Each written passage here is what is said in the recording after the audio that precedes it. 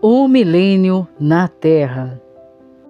Apocalipse 19 termina com uma descrição dramática da volta de Jesus e da destruição dos ímpios.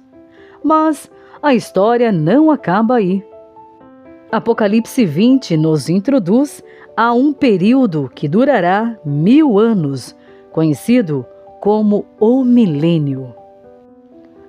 As imagens de Apocalipse 20, versículo 1 a 3, são simbólicas. Satanás não ficará amarrado literalmente com uma corrente e trancado em um abismo. Na verdade, é que por 1000 anos ele estará confinado à terra desolada e despovoada. Estará limitado pelas circunstâncias que ele mesmo criou. Em 2 Pedro 2, versículo 4, lemos que Satanás e seus anjos caídos estão destinados à punição por corrente de escuridão.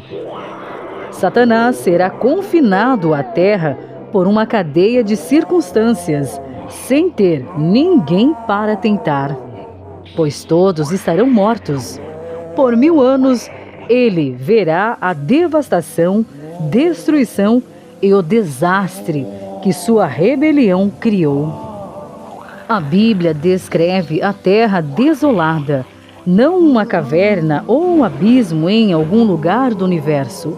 O pecado e a destruição trazidos por Satanás, juntamente com o caos que precederá a volta de Cristo, tornará a terra uma massa escura e desorganizada, como era sua condição no início da criação.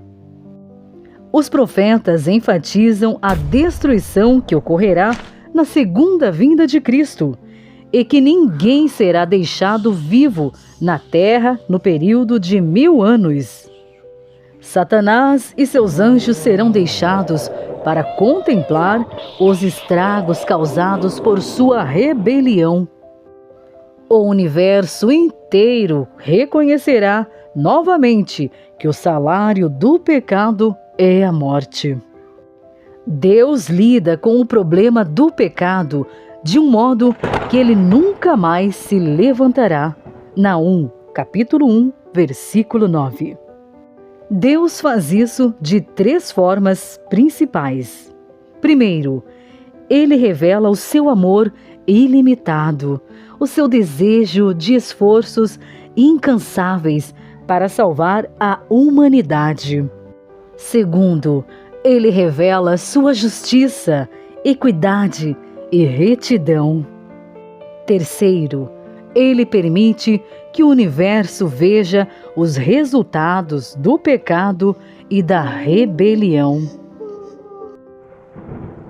Juízo no milênio. Durante o milênio, os justos terão a oportunidade de observar em primeira mão a justiça e o amor de Deus na maneira de lidar com o pecado. Quem não tem perguntas que gostaria de fazer a Deus? Se um ente querido ou um amigo não estiver lá no céu, os salvos terão a oportunidade de entender plenamente as decisões divinas. Os redimidos compreenderão as poderosas tentativas divinas de salvar a todos. Perceberão novamente que os perdidos ficaram de fora do céu porque rejeitaram a Cristo. Só então, depois dos 1000 anos, Deus trará o juízo final, que será a segunda morte, a destruição eterna sobre todos os perdidos. Por 1000 anos, Satanás não terá ninguém para enganar. Ele e seus anjos estarão sozinhos para refletir sobre as consequências do pecado. No fim do milênio, os ímpios serão ressuscitados para enfrentar o juízo e receber a sua recompensa final. Apocalipse 20, versículo 5. Satanás, então, terá um vasto exército de seguidores. Embora tenha sofrido derrota após derrota no grande conflito, ele se sentirá encorajado ao ver a enorme multidão de perdidos. Ainda não disposto a acabar com sua rebelião, sairá para enganar as nações. Satanás os inspirará a fazer um último grande esforço para derrubar Deus e estabelecer seu próprio reino. O termo Gog e Magog é usado para simbolizar Satanás e os perdidos de todas as eras. Ele e seus seguidores cercarão o acampamento dos santos e a cidade amada. Apocalipse 20, versículo 9. Os santos viverão e reinarão com Cristo na Nova Jerusalém durante o milênio. Então, no fim dos 1000 anos, a cidade descerá até a terra, junto com Deus, Jesus e os anjos e todos os redimidos. Todos estarão presentes para a batalha final do grande conflito. O pecado estará prestes a ser erradicado de uma vez por todas. 2 eternidades. Para solucionar definitivamente o problema do pecado, todos devem ser convencidos de que Deus é justo. Finalmente, todo o joelho se dobrará e reconhecerá a justiça divina no grande conflito. Até mesmo Satanás e seus anjos caídos reconhecerão que nunca houve justificativa para a rebelião.